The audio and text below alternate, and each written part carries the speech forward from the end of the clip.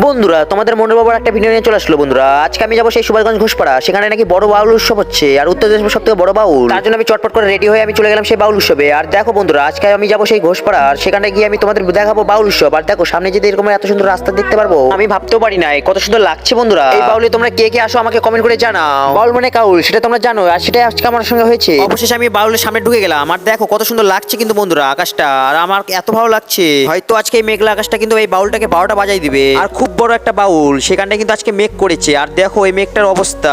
আশা করি এই মেঘটার আসবে না, কারণ এখানটা অনেক টাকার আয়োজন করেছে বাউলারা, অনেক বড় একটা কিন্তু বাউল উৎসব। এই বাউল বালাটা খুব সুন্দর বাউল করছে, তাই আমি একভাবে একটু বাউল শুনে নিলাম মাদের সঙ্গে। আর আমার মা জননী করলে কিন্তু মেঘের ভয় না করে বাউল শুনে যাচ্ছে একভাবে। একটু বাউল শোনার পর আমি চলে গেলাম একটু সামনে, যার জন্য আমার আশা সেটা হলো তিলক কাটা। সেই তিলক কাটা আমি বন্ধুরা আমি পেলাম না, আমার খুব ব্যাড লাগে।